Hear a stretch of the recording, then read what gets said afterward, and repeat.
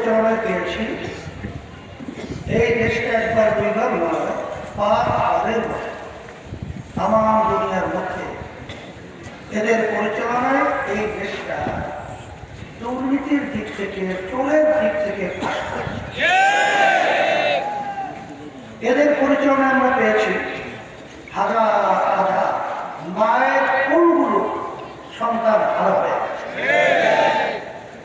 এদের পরিচালনায় আমরা পেয়েছি লক্ষ কোটি হাজার টাকা এই দেশ থেকে পাচার করে বিদেশে বেতন প্রাপ্ত করেছে। এদের পরিচালনায় আমরা দেখেছি এই দেশে বসে বিদেশিদের দাবিদারি করে তাদের প্রেসক্রিপশন অনুযায়ী দেশ পরিচালনা করছে।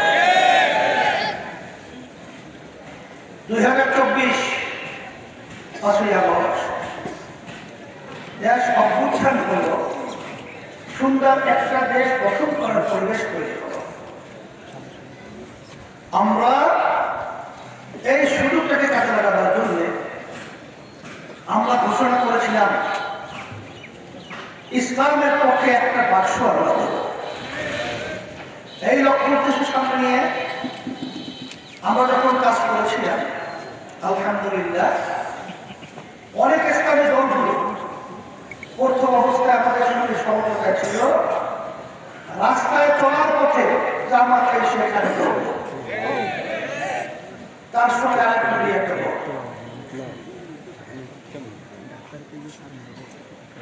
যখন নাকি সারা দেশের মানুষ আমাদের এই আহ্বানের মধ্যে তারা একাত্মতা ঘোষণা করে, যখন তারা স্বতঃস্ফূর্ত যখন সারা দেখালো, তখন আল্লাহ মাফ করুক, তখন দেশ প্রেমিকের পরিবর্তে, ইসলাম প্রেমিকের পরিবর্তে ক্ষমতা প্রেমিকরা এখানে সবল দিয়ে ওটাকে চিনতে। তখন আমরা কি দেখলাম, সমতার পরিবর্তে এখন নেতৃত্ব নিয়ে এখন তারা জোটবদ্ধ, কি জোটবদ্ধ, তারা নাকি ইসলামকে রাষ্ট্রীয় পর্যায়ে ক্ষমতায় নিয়ে পেয়েছে না।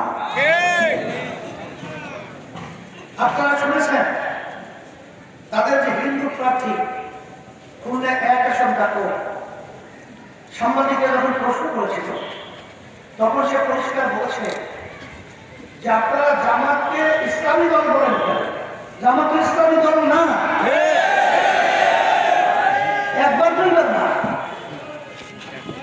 এরপর আপনারা দেখেছেন তাদের সঙ্গে যে পরে এসে তারা যুক্ত করলো এলডিপি ওলি আহমেদ সাহেব, তিনি কিন্তু সিদ্ধান্তে বলছেন জামাতের আমির পরিষ্কার ভাবে বলছেন যে তারা শরিয়া অনুযায়ী দেশ পরিচালনা করবে, শরিয়া মানে ইসলাম।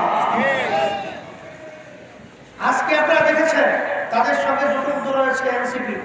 নাহিদ বলছে জামাত ক্ষমতায় আসলেও কখনো এ দেশ ধর্মীয় দেশ, ধর্মীয় রীতিনীতি এই জামাতের মাধ্যমে বাস্তবায়িত হবে। আমরা যখন দেখলাম যে ইসলামের নামে তারা যখন প্রচলিত নিয়মে দেশ পরিচালনা করবে, তখন ইসলামী আন্দোলন বাংলাদেশ ওই অবস্থায় কঠিন ঝুঁকি নিয়ে ইসলামকে রক্ষার জন্য, ধোঁকাবাজ থেকে রক্ষার জন্য, এই দেশকে সুন্দর দেশ তৈরি করার জন্য তখন আমরা এককভাবে স্লোগান নিয়ে নেমে গেলাম যে বাংলাদেশের ভিতরে রাষ্ট্রীয় পর্যায়ে হাত পাকা প্রতীক বিজয়ের মাধ্যমে দেশ হবে ইসলামী দেশ, শরীয়ত অনুযায়ী দেশ চলবে। এখন তো আরো পরিষ্কার হয়ে গেছে। আমরা গতকালকে আমাদের ইশতেহার প্রকাশ করেছি, জামাতে করেছে, অন্যান্য দল করেছে। ইশতেহারের ভিতরে পরিষ্কার ভাবে আমরা কি বলছি, শরিয়াকে প্রাধান্য দিয়ে দেশ পরিচালনা করবে। জামাত কি একবারও ইসলামের কথা বলছে না, একবার পাইছে না, দেখছেন কোথায়? এরপরে যদি কোনো কেউ বলে জামাতকে ইসলামী দল, আমি বলবো বোকার স্বর্গে তারা বসবাস করে। এই জন্য আমার ভাইদেরকে বলবো, এই জমিনগুলো পবিত্র জমি, কায়েস আব্দুর রহমাতুল্লাহ সামনে ঘুমিয়ে আছে।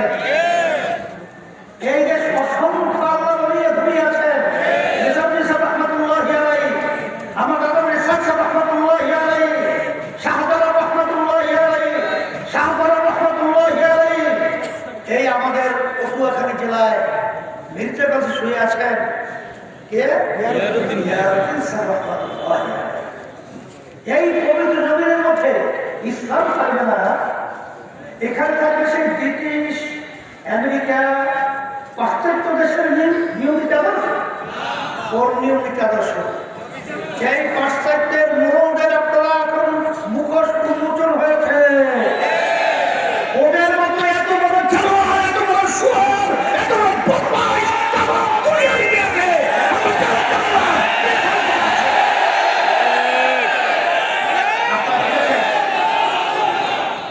অল্প বয়সের মেয়েদের সঙ্গে অপকর্পণ করে ওদেরকে মেরে ফেলত, ওদেরকে জ্বালাইয়ে কাবাব বানিয়ে খাই। শুনেছে? এই ধরনের আচরণ যেই পশুদের মধ্যে, সেই পশুদের আদর্শ আমাদের এই জন্মভূমি বাংলাদেশে বাস্তবায়িত হবে। আর এটা আমরা দেখবো, এটা শুনবো, এটা বাস্তবায়ন হতে দেবো, হতে পারে না। এই জন্য আমি কথা বেশি লম্বা বলবো না।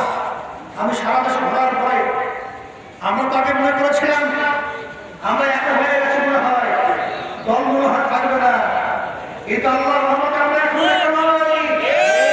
এখন আমাদের সাথে আল্লাহ রয়েছে, আমাদের সঙ্গে সম্মানিত উলামায়ে কেরাম রয়েছে, আমাদের সঙ্গে দেশ প্রেমিকরা রয়েছে, আমাদের সঙ্গে ইসলাম প্রেমিকরা রয়েছে।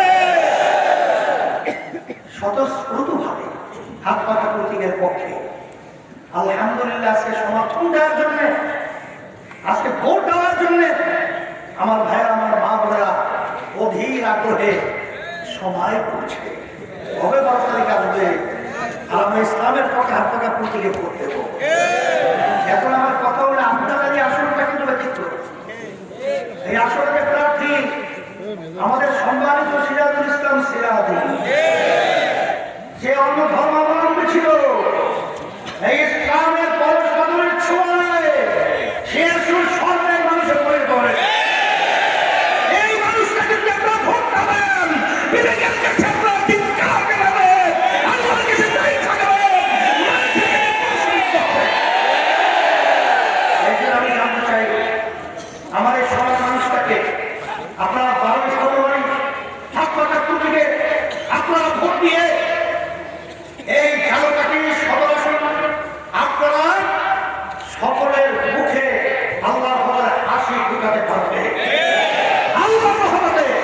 কারণ আমি তাকে চিনি, আমি তার সম্পর্কে জানি, সে একজন ভালো মানুষ।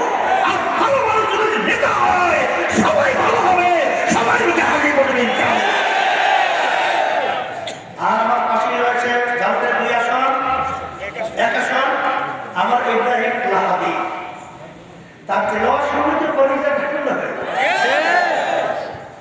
হ্যাঁ, বক্তৃতা তো শুনছে, নতুন ভাবে আবার কি বুঝাবো?